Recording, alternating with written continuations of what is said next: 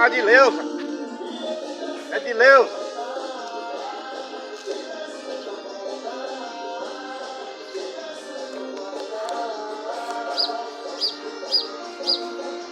Encosta aqui.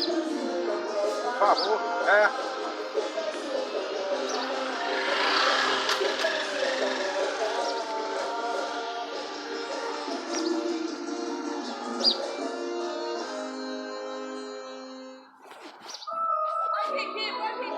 Tô sem camisa. Sei que você tem vontade de matar essa saudade. Eu não é. Que sentes por mim.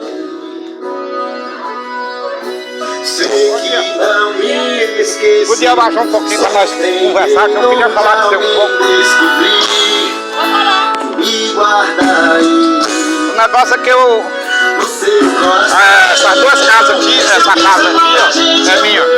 Aí eu tenho depressão, tenho diabetes e olha como é que eu fico, o barulho. Aí eu trabalho à noite, ontem eu comecei a trabalhar meio-dia, aí fiquei à tarde, à noite, aí tô esperando ver se baixa o som aqui, mas eu dormir nunca mais, não para. Falei, vou lá conversar com ela pra ver. Tem um velho aí de mais de 80 anos, proteção da promotoria.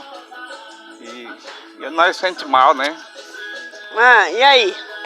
Não, eu queria... Você quer que eu baixe o som? É. E eu boto o som todo dia? Não é todo dia, porque... Uma vez também... que eu boto o som, você se reclama. Não, eu digo assim, por causa que é eu trabalho. Eu trabalho... É fim de semana. Um domingo eu trabalho, outro domingo eu não trabalhei. Baixa hoje eu não, trabalho. meu tio, baixa não. Hoje é final de semana, não baixa não. Se for possível, eu até aumento mais. Pois é, mas não pode. Não pode por quê? Eu sou doente. Eu tô na minha casa. E eu sou vizinho. Então o problema é seu, você muda lá na sua casa. Você manda lá na sua casa, no seu muro. Não, é por causa do barulho, ó. Então você bota isso aqui, ó. Eu boto, mas então, não tampa. Então vai.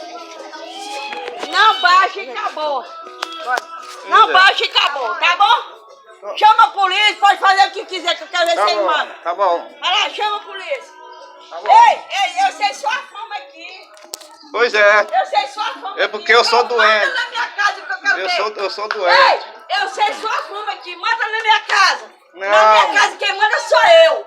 Não. Na minha casa sou eu que mando. Eu não brigo não, eu tô só pedindo. Na minha casa quem manda sou eu. Agora chama a polícia. Chama a polícia, rapaz. Final de semana, pô. Vai tomar coisa. Tá bom, tá bom.